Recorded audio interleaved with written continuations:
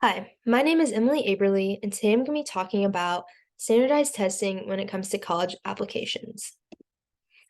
Since we are all college students, we are very familiar with the ACT and SAT being the two biggest standardized tests that come to college acceptance.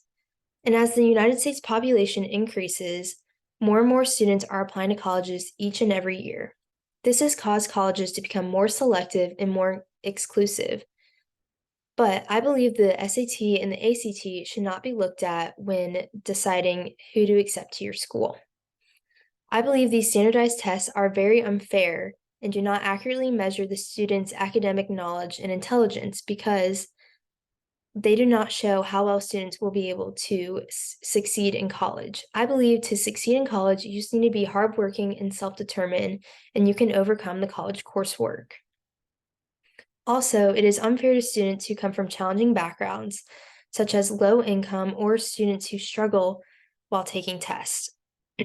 I believe that colleges should not require the ACT and SAT scores because it is very unfair. I think standardized tests are unfair because they do not accurately compare high school students, which is what their use is for today. Some students perform very well in school and in class, but they struggle when it comes to the ACT and the SAT. I believe these students should not be penalized when it comes to college applications because of this. The ACT and the SAT have stated that their sole purpose is to compare students by this test because it is an objective and fair test. According to the Washington Post, however, the ACT and the SAT is meant to compare students from different high schools, and they state that it does not matter what high school you came from. If that school offered college courses, advanced courses, it wouldn't matter. Anybody who takes this test can succeed and do well on it. However, I believe this is not the case. There are other academic factors that colleges look at when looking through admissions, but students are still penalized when they receive a low test score and send it to the college. According to Forbes, the ACT and the SAT are actually the worst predictor when it comes to determining a high school student's success in college.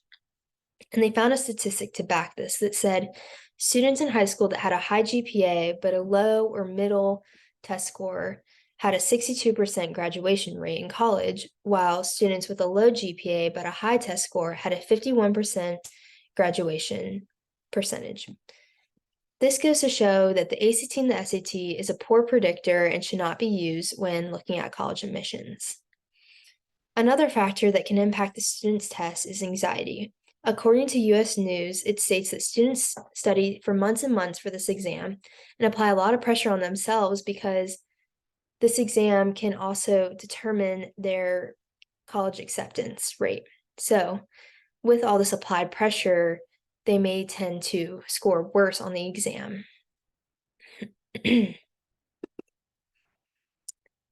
Also, researchers have looked more into the student's background when it comes to these standardized tests, and they found that it is unfair for students who come from low income families because they tend to score lower on these standardized tests. According to Politico, less affluent students face inexperienced teachers while in high school, and this can greatly impact their test scores and college acceptance rate because of these teachers.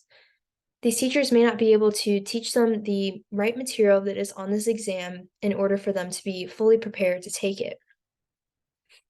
The Washington Post also states that students from poor families perform worse on standardized tests, while students from wealthy families perform good on these tests.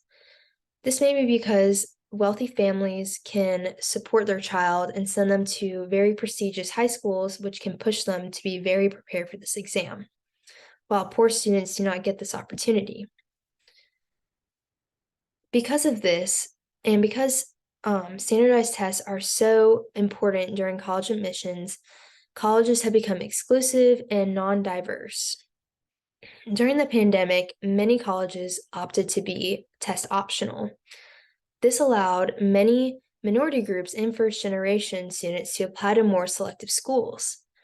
For instance, according to Politico, from the Administrators of Common app, which is a resource that students use to apply to college, More selective private schools receive substantially more applications from first-generation students, up to 20% from the year before, and they receive more applications from students who needed an application fee waiver, up to 22%, and they receive more applications from underrepresented minorities, up to 24% than the year before. This shows that if the ACT and the SAT were not a factor in college applications, colleges can become more diverse because these minority groups would feel more confident when applying to more selective schools. We do need a solution to this issue because it is growing as the population increases as well.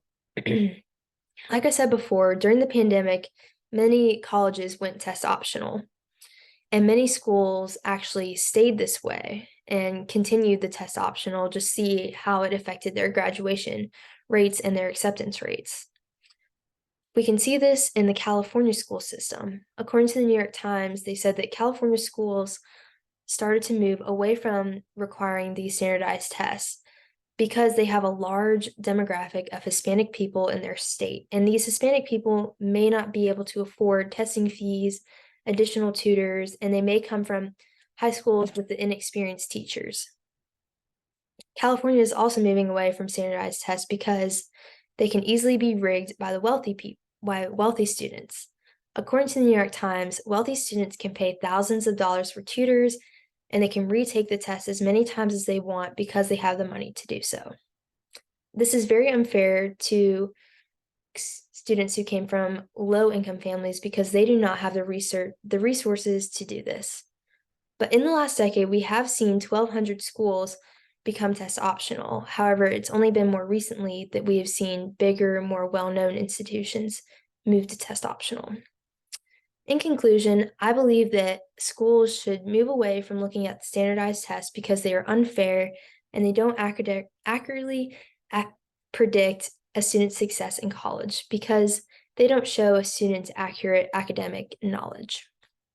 I believe if you agree with my opinion and my argument that we should start to advocate for change, and we can start at our own school, Ole Miss, because they are still requiring the standardized test in order to be accepted.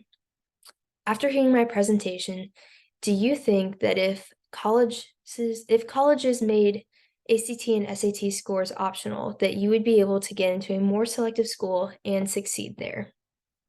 Thank you so much for listening.